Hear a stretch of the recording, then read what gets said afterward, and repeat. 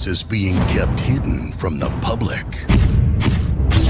One man makes it his mission to discover the truth.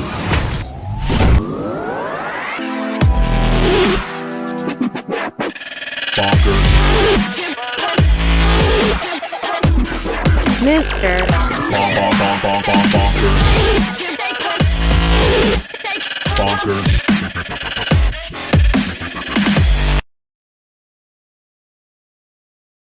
Please tell me, Bill. Battle of L.A., 1942, extraterrestrials over Los Angeles.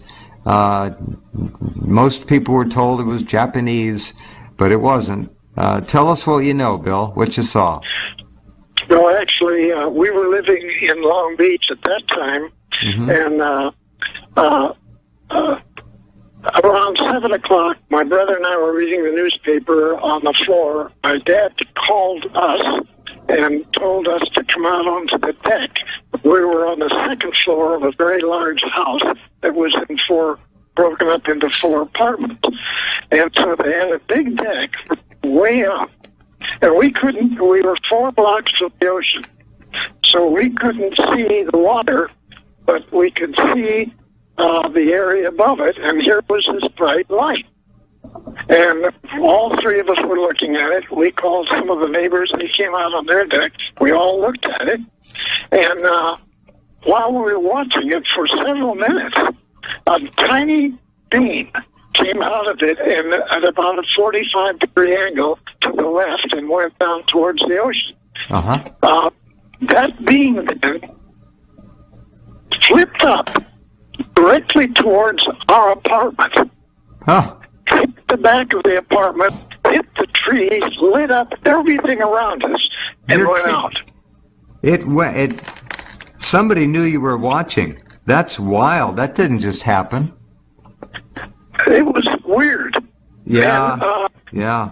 So, Was this Bill? Excuse me. Was this before or after the anti-aircraft had unloaded? Was it 4,000 rounds or something at this object, or is this the second object? What do you think? No, this was before, because later in the evening the anti-aircraft started firing. Okay. And incidentally, what has not been published is the number of U.S. Navy anti-aircraft guns. We had the whole fleet at that time, and they used up all of their 20 millimeter, 40 millimeter, and 5-inch guns. Firing out of where were they anchored? L.A. Harbor? Long Beach? They were in Long Beach Harbor. And they were shooting at this? Wow. Nobody talks about that. The Coast Artillery was firing at them. And, of course, searchlights, we had 8 searchlights on this one big one that came in and it parked.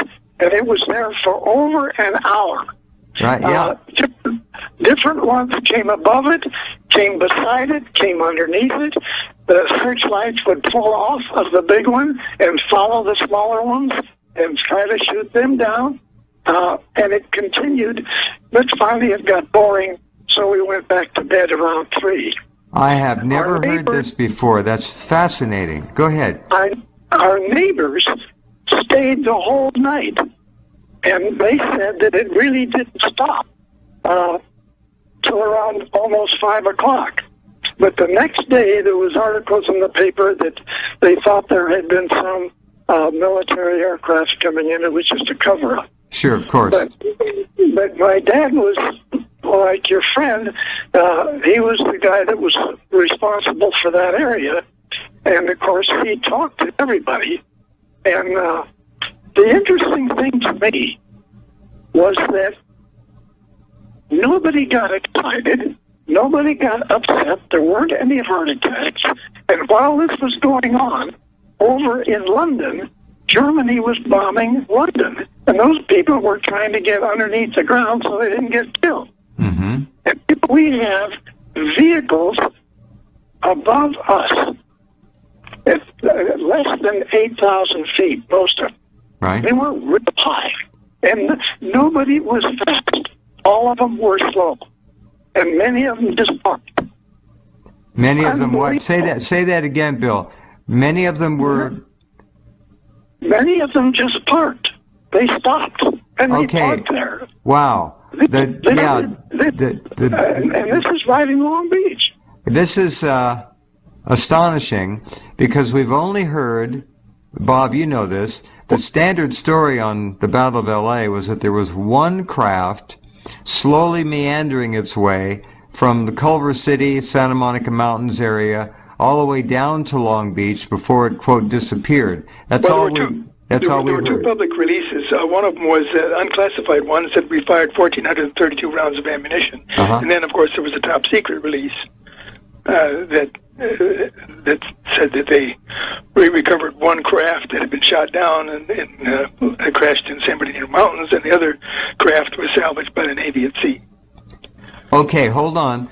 I've heard rumor that one went down by Long Beach offshore and went into the water, crashed. Correct. I've heard another rumor that something went down in, I think it was El Monte, and a truck, a big lowboy, a flatbed truck came in, and that may have been an American fighter that was up there and got hit by our own friendly fire. I don't know. Do you know anything about that?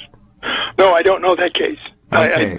I'm quoting from a top secret majestic document. Oh, my. Okay. So, two of these, you'd think that they'd know better than to park while they're getting shot at, but two were shot down, or one was damaged and it crashed in the ocean. The other went down in the San Bernardino Mountains. The big one, we'll call that the mothership just for fun, moved off and apparently was undamaged. You can see the pictures of the Battle of Los Angeles, and you can see the exploding AA all around this thing and on it, and it wasn't damaging the big one. The smaller craft perhaps were scout craft, and they weren't so heavily able to withstand the bombardment. Now, what Bill just said is that the ships in Long Beach emptied their magazines. They had no more ammo to fire, so that would jack up the 1,700 round number to thousands. Well, it would, and this was an Army report, so they probably didn't count the Navy rounds. That's what I'm saying. Yeah, fascinating. Okay, Bill. It was interesting that there were several ships in the Navy dry docks in San Pedro. Yes. And they didn't even have most of their crews there, but the crews that were there grabbed their guns, they got their ammunition, and they're firing from ships that are in dry dock. They're not even in the water. That's amazing. They weren't even in the water. That's if you recall, Bill, where were we last time when we let off in the narrative, and where would you like to pick it up? Well, we sort of left off in the middle, really. And if we could, I'd like to go back to like 1942, if we could start there. Okay. Yeah.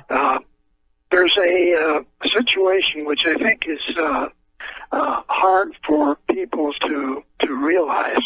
The German people, of course, were never allowed to even know that this extraterrestrial assistance had been given to the SS. Now, the point here is that this meant that the Germans were totally more advanced and capable of learning how to operate these vehicles and go out in space. When I was working for Admiral Ricabana in 1942, and he had these 29 top Navy operatives, spies, in Germany.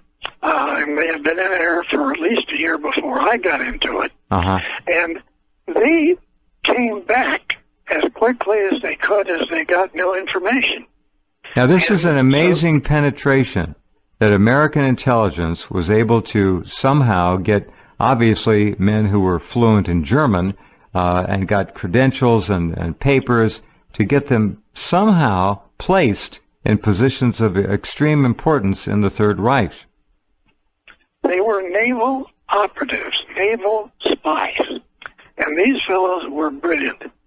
And so they got into all of most of the areas in Germany and the occupied countries. And they found out there were all of these things that were going to take place where Germany then would have UFOs with speeds capable of close to the speed of light. They had weapons which were so advanced there was nothing that we had here in the United States had any idea of it. And so the Germans quickly got themselves, put these vehicles in production. And unlike the United States, we had to take the information that the Navy operatives gave us, disseminate it out to all of the top secret organizations in the United States, Navy facilities, universities, Caltech, JPL, all of Lockheed, Douglas, Boeing. Everybody got packages, okay? But our position was totally different than the Germans in that several years went by before there was 2 UFOs that even crashed and that we could look at them. 1947, yeah. That's right. And so it's extremely interesting that we had to try to reverse engineer everything in those UFOs that were crashed. And this took us years. Yeah, the Germans didn't have that obstacle. But there are obviously people out there right now, Bill, that are saying, what the heck? If they had this technology, how did they lose the war? Okay, that's an extremely good question. And the easiest way to answer it is that they actually did not lose the war. We didn't win the war. What happened was that the Germans were contacted by all of the U.S. Navy and all of the naval or military intelligence groups in the United States. They went in and made arrangements to take a substantial number of German scientists and bring them to the United States. Yeah, it was called the paperclip program. Thousands of them, yeah. There were lots of them. And it wasn't like there were 6 or 7 of them. Like you said, there were hundreds and hundreds and hundreds. Now, these Germans then actually were assigned into a thing called NASA. And they essentially made up 80 to 90% of NASA. But that wasn't their stop. They continued to distribute out through every top U.S. biomedical and corporations that were in aerospace companies. Right. And they then worked in these companies, and they worked to the extent that they took over the finance of these companies,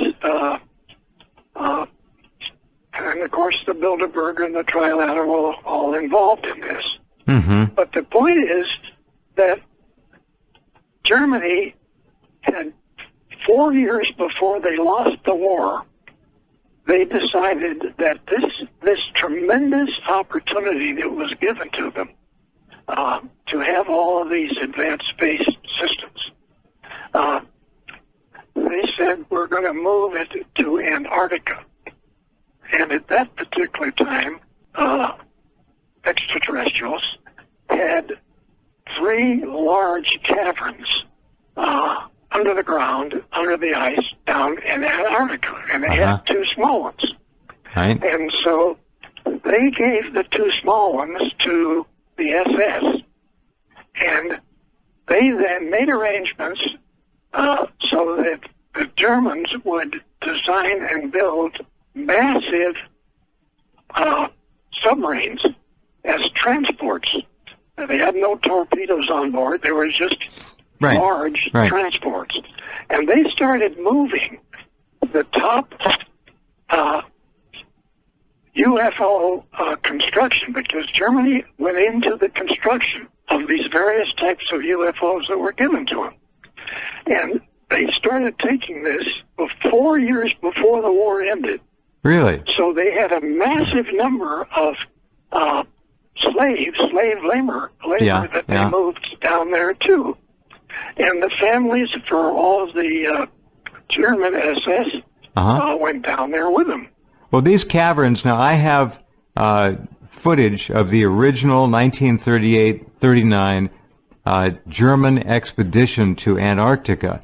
Now, that trip, as you know, was captured on film and brought back, and certainly a screened version of it was edited and released to German movie houses. It was like a newsreel. It was like a 10, 12-minute piece of film that showed the German exploration research ships going down to Antarctica. Now, my question is, in these films are some snapshots of gigantic underground caverns. I'm going to pull all these out of the films. They're old and grainy, but they're still watchable. They have Wagnerian music and a little bit of a soundtrack from a narrator here and there.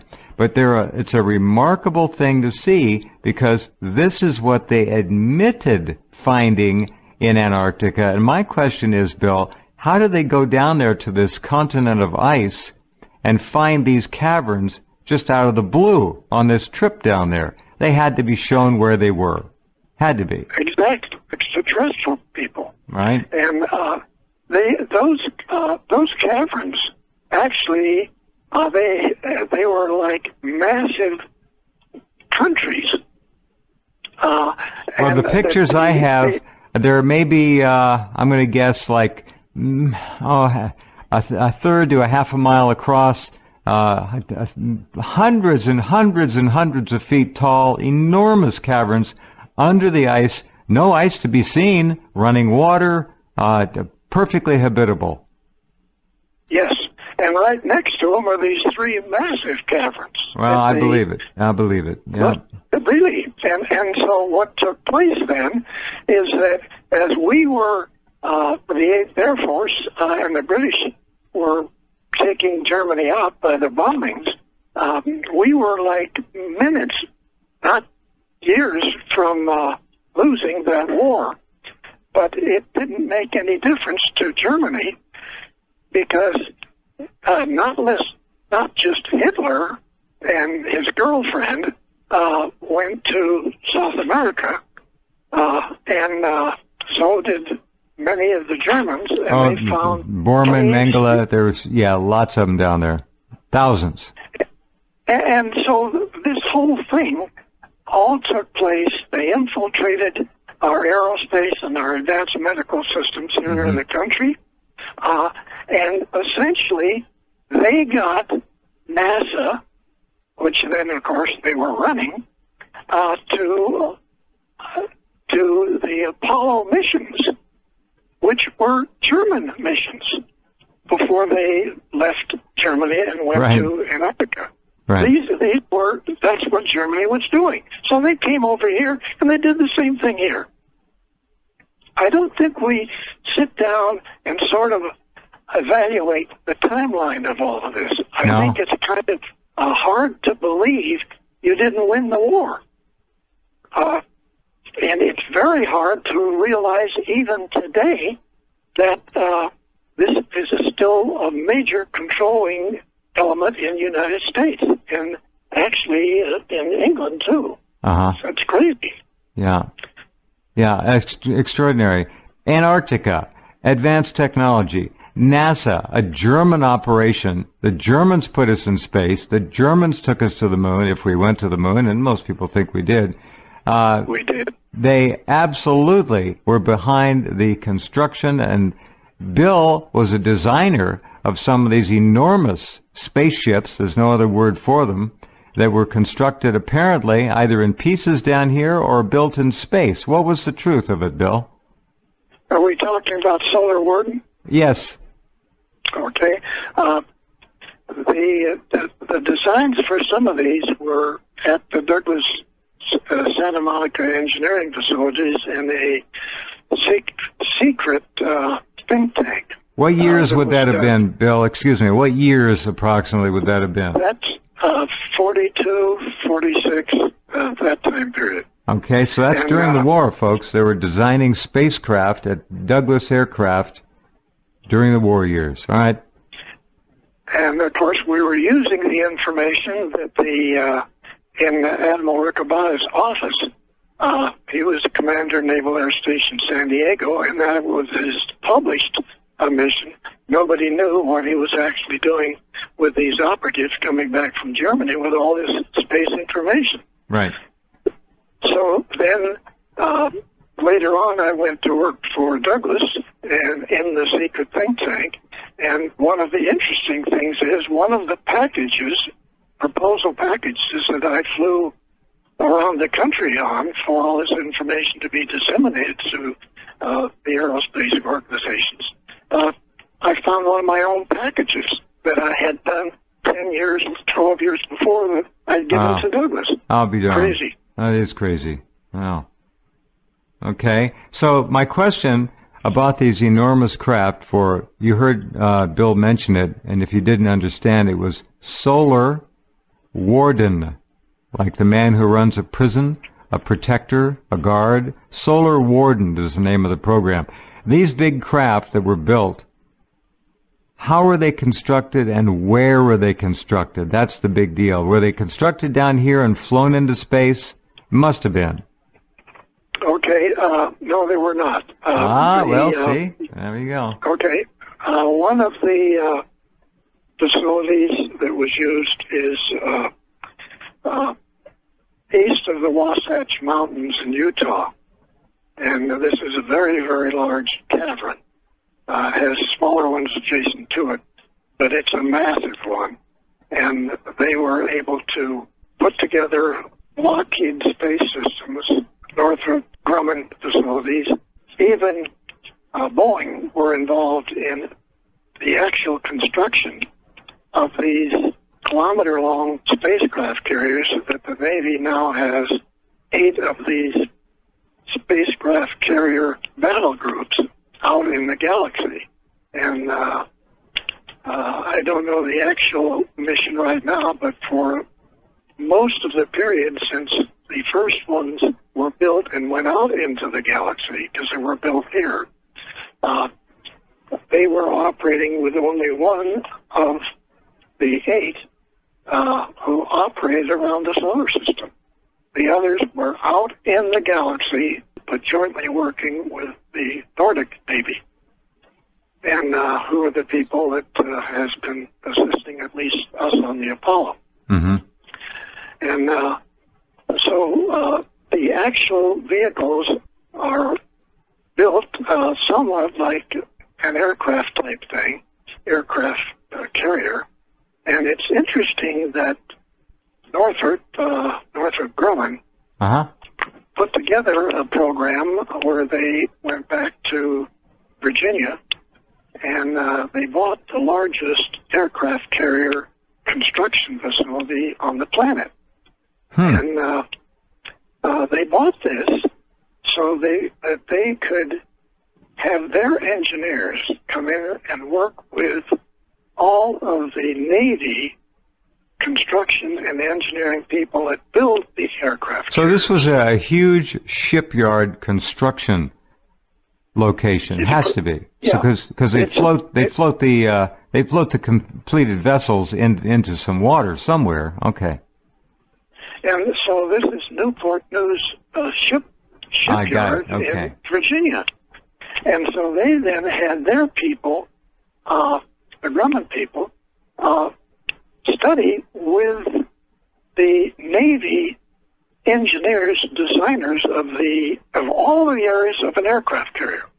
And surprisingly enough, Newport News also builds Navy submarines.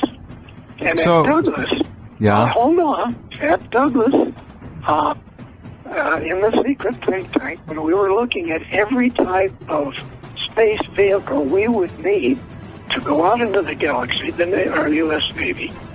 And so submarines came up, and we discussed this. And we said, that's the easiest thing, the quickest way we can get out there. We'll just take a regular Navy submarine, pull out the old nuclear system, put in the anti-gravitational system, and we're going to use these right away. So this was in the 1950s? Yes. All right. This is, I was going to ask about propulsion, so we were given or otherwise back-engineered anti-gravitational propulsion systems, which went into the actual submarine that was being built. Very simple conversion, actually. Very smart. Yes. And back tonight is a remarkable friend of ours and a friend of yours. His name is William Tompkins. Bill has been a guest a number of times. Bill, what have you heard from people who have listened to the earlier programs? What are you getting in terms of feedback? What kinds of comments from people? Oh, kind of interesting, really. Getting calls from France and getting calls from Russia and really? Not just the United States, but wow. amazing. And so all your efforts to get the program around the planet are certainly successful. And I'm amazed. It's extremely interesting. People in Russia calling. Very interesting. Well, it just seems like maybe what we should do is back off just a little bit and kind of open this program up. There's one real important thing I think we all need to address it. We need to try to relate to it. Sure. Go to it. This universe is a very, very big place to be. Okay? Yeah. As many as 200 billion galaxies exist out there. We didn't talk about planetary systems like the solar system. Now, these are galaxies like the Milky Way. These are galaxies, 200 billion, at least. At least 200 billion. And then we have billions of stars in our own galaxy, the Milky Way. Oh my gosh. And so for us to take this approach, which unfortunately we've been lied to, like you said, that there's no other people out there in the universe but us, it's kind of naive. It's ridiculous is what it is. It's absolutely absurd to even say something as dumb as that. Good Lord. 200 billion galaxies, all with over billions of stars. My gosh. And these stars, most of these stars have planets. Yeah. Like the little solar system that we have. Right. Some of them have two stars. Some even have 3 stars. That'd be a hard place to live. You wouldn't know whether it was day or night. 3 suns. Yes. How wild would that be? A binary would be tough enough, but 3? Yeah. Wow. Wild.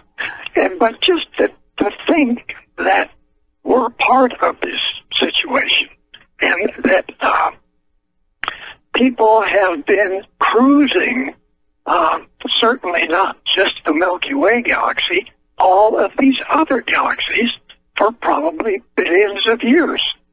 And so we're just touching the tip of the iceberg when we're talking about this subject. And Yes. I think people should write that number down and every once in a while just look at it and stop and think of what we're now visualizing. We can go out into the desert or we can go out of town and just on a nice clear night look up at the sky. There's hundreds of thousands of stars that we can see. Oh my gosh, it's fantastic. Mm-hmm. Even astronomy is fantastic. And our position in this is unbelievably more important than maybe we think. But we are just now learning what's going on. And I think that the more we can discuss this whole subject, the better we all are going to be. And sort of tonight, I don't know what you folks were going to say, but I would sort of like to talk about the galaxy itself. And oh, that's fine. A little bit about where we are in it. And essentially, the situation of, say, hypothetical cases where you will accept that other people are out there in the galaxy they're cruising the galaxy. Some of them are just grandchildren with grandma and grandpa in a cruise ship, a cruise galaxy ship, cruising the galaxy, having a ball. Others are coming here, they take a look at us, they don't pay much attention, and they go on to the rest of their cruise. So it's tourism exists on the basis that you're describing it. I've often poked fun at that knowledge that people coming here as tourists would see quite a show on this planet. You're right, really.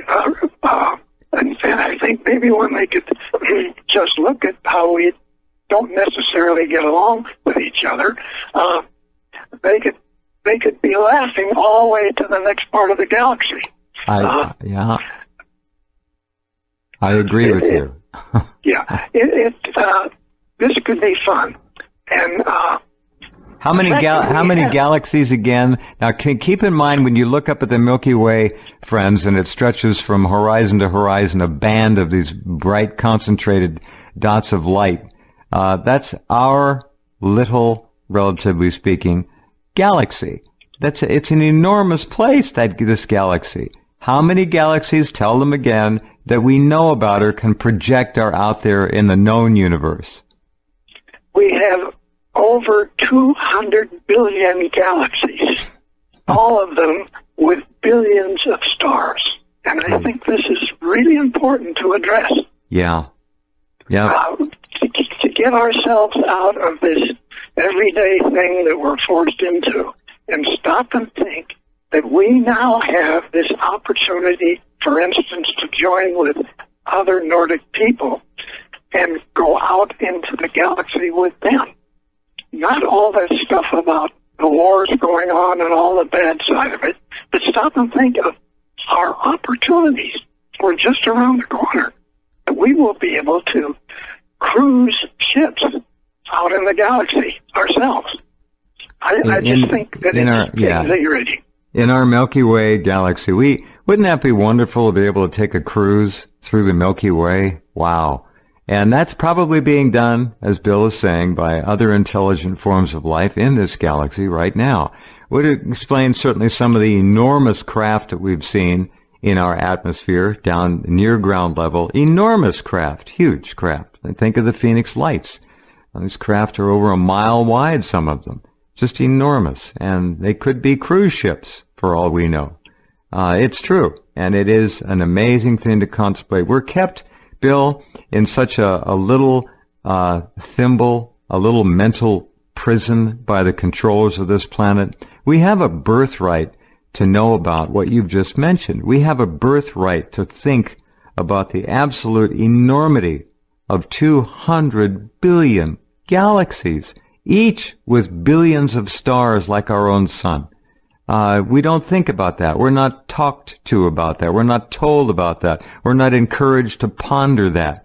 We're encouraged to feel subservient, trapped in debt, and under great stress all the time in this little microcosm we call planet Earth. Beautiful. Well put. Really, it's astounding. And actually, what we're going into, instead of being negative, it's going to be a lot of fun. You're going to enjoy what takes place. I'm going to put a sign out on my lawn. I'm ready. Land here, whatever. There are a lot of people listening who are probably saying much the same thing. It would be wonderful to get off this place. The change in our perspective and our hopes and dreams would be instantaneous. And a lot of people, contactees, abductees, have had that experience, for better or worse. And there are people out there listening right now who know the truth. It's like having, which I did, I call it an after-death experience. When you realize that there is no death, when you get off this planet and realize that there is life everywhere.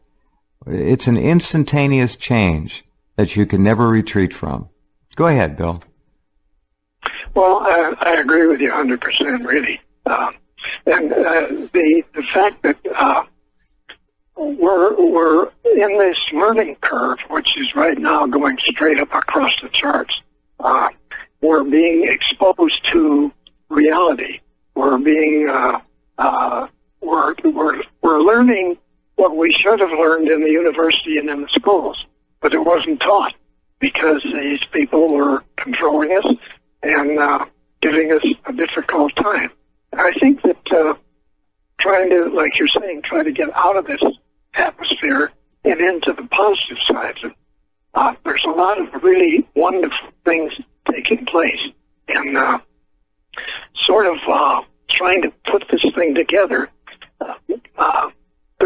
When we talk about the galaxies and we talk about the numbers of people or different civilizations that could be out there, actually we need to look at our opportunities and the situation with certain extraterrestrials who are assisting us.